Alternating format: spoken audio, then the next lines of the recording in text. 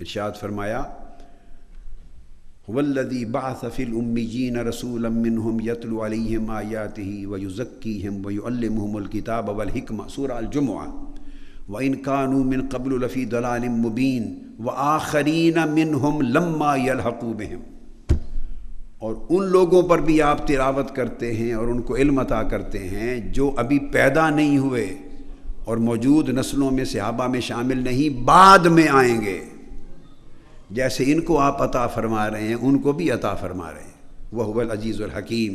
اور اگر کوئی کہے کہ یہ کیسے ممکن ہے کہ جو صحابہ کے دور میں موجود ہی نہ تھے، حضور کا یتلو علیہم آیاتہ ویعلمہم الکتاب والحکمہ، براہ راست قرات کرنا ان پر اور تعلیم دینا، غیر موجود نسلوں کے لیے حضور کا یہ علم براہ راست دینا کیسے ممکن ہے؟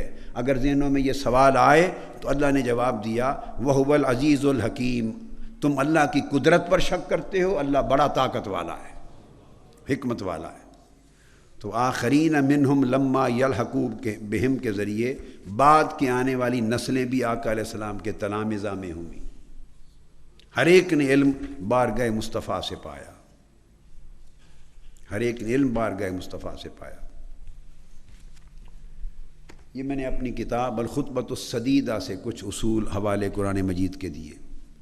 اب تبرک کے لیے صحیح بخاری سے یہی حدیث کو روایت کرنا یہ آقا علیہ السلام کی سنت ہے، اور حضور علیہ السلام نے اللہ تبارک و تعالیٰ سے روایت کیا۔ آقا علیہ السلام نے اللہ رب العزت سے روایت کیا اور حضور علیہ السلام سے صحابہ نے روایت کیا، صحابہ سے تابعین نے۔ اب ہم جب طبقہ تابعین کی دور کی تدوین حدیث میں آئیں گے تو میں تسلسل اس کا اتصال بنا رہا ہوں۔ صحیح بخاری میں کتاب العلم امام بخاری نے چوتھا باب قائم کیا، باب قول المحدث حدثنا و اخبرنا و انبأنا۔ اس میں لکھتے ہیں ترجمۃ الباب کے تحت قال الحمیدی کان عند ابن عیینہ حدثنا و اخبرنا و انبأنا و سمعت واحدا۔ اب آگے حدیث بیان کرتے ہیں۔ وقال ابن مسعود حدثنا رسول اللہ صلی اللہ علیہ وآلہ وسلم وهو الصادق المصدوق، ہمیں یہ حدیث حضور علیہ السلام نے بیان فرمائی اور وہ سچے راوی ہیں۔ هو الصادق المصدوق، یہ علم الجرح و تعدیل کی اصطلاح ہے، صحابی نے استعمال کی، عبداللہ ابن مسعود رضی اللہ تعالیٰ عنہ، اور فرمایا کیا حدثنا، یہی سند میں بیان کیا جاتا ہے، حدثنا فلان حدثنا فلان حدثنا فلان، ہم کو آقا علیہ السلام نے بیان فرمایا، روایت فرمایا، وَهُوَ الصَّادِقُ الْمَصْدُوقُ، وہ سب سے بڑے سچے راوی ہیں۔ وقال شقیق عن عبد اللہ بن مسعود سمعت النبی صلی اللہ علیہ وسلم کلمۃً، میں نے اس کلمہ کا سماع حضور علیہ السلام سے کیا۔ پہلے میں نے قرآنی آیات کے حوالے دیے، اب صحیح بخاری کے ایک مقام سے عرض کر رہا ہوں کہ یہ علم الحدیث، مصطلحات حدیث، اصطلاحات حدیث، مصطلحات علم الاسناد، مصطلحات علم الروایت، مصطلحات علم التحدیث، یہ ساری ان کی بنیاد بھی بعد میں نہیں بنی، 200 سال بعد نہیں، یہ آقا علیہ السلام کی زبان مبارک سے نکلے ہوئے الفاظ ہیں اور صحابہ کرام خود استعمال کرتے تھے۔ حدیث کی تدوین ہونا 200 سال بعد تو بڑا مغالطہ ہے اور گمراہی ہے۔ میں تو عرض کر رہا ہوں کہ علم اصول حدیث بھی صحابہ کرام کے دور میں تھا۔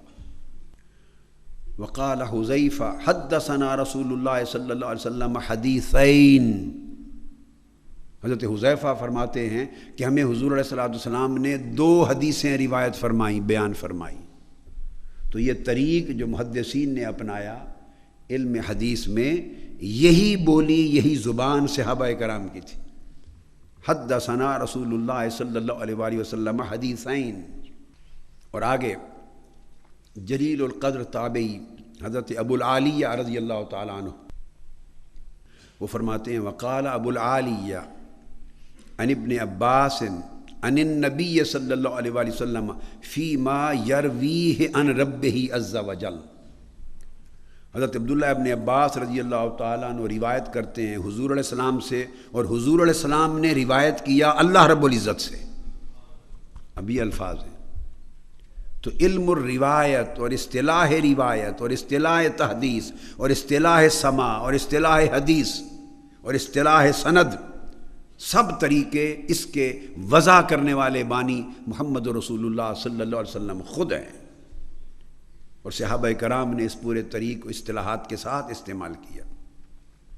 وقال انس رضی اللہ تعالیٰ عنہ عن النبی یرویہ عن ربہ عز وجل، حضرت انس ابن مالک نے بھی فرمایا کہ یہ حدیث ہمیں حضور علیہ السلام نے اللہ تعالیٰ سے روایت کی. ایک بات تو طے ہے کہ آقا علیہ السلام جو کچھ فرماتے وہ علم اللہ رب العزت کی عطا ہوتا. اس پر کل کی پہلی نشست میں 4.5 گھنٹے گفتگو ہو چکی کہ حدیث وحی ہے، حدیث و سنت بھی وحی. اس ایک نقطے پر 4.5 گھنٹے گفتگو صراحتاً ہو چکی، مگر اب میں دوسرے انداز سے بیان کر رہا ہوں کہ اس کو بیان کرتے صحابہ کرام کہ ہمیں یہ حدیث حضور علیہ السلام نے روایت کی اللہ رب العزت سے.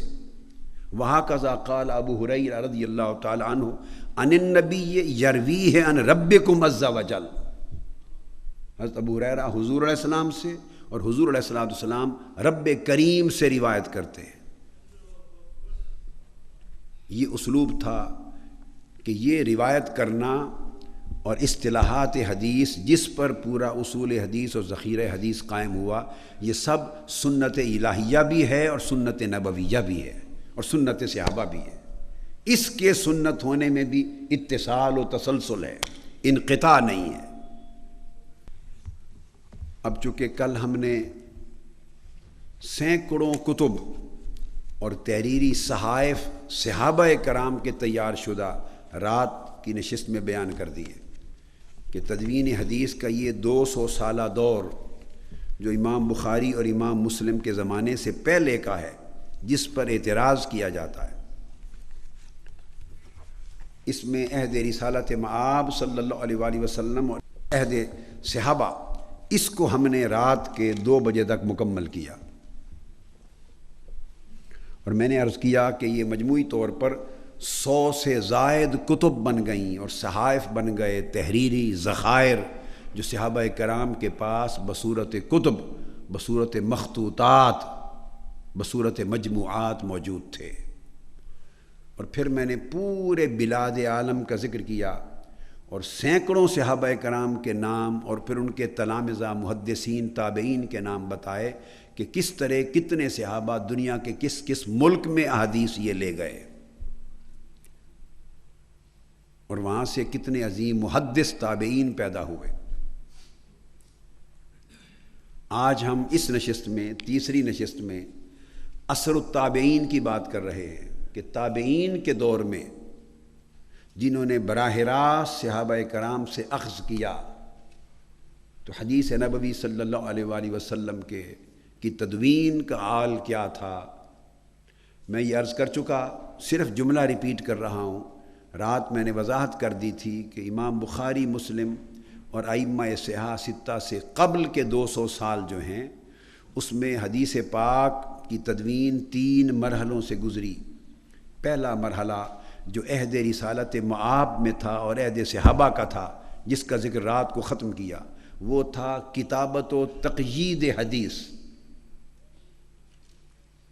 کتابت و تقیید حدیث، اور یہ اصطلاح بھی براہ راست آقا علیہ السلام سے مروی ان درجنوں احادیث صحیحہ سے نکلیں جن میں آقا علیہ السلام نے فرمایا اکتبوا لابی شاہ، یا فرمایا اکتب فما یخرج منی الا حق، جو کچھ مجھ سے سنو لکھ لیا کرو.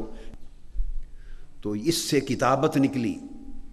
اور پھر میں نے وہ حلقات گنوائے کہ کتنے سینکڑوں صحابہ کرام کو آقا علیہ السلام نے خود کتابت سکھانے کے عمل میں انوالو کیا اور سکھائی.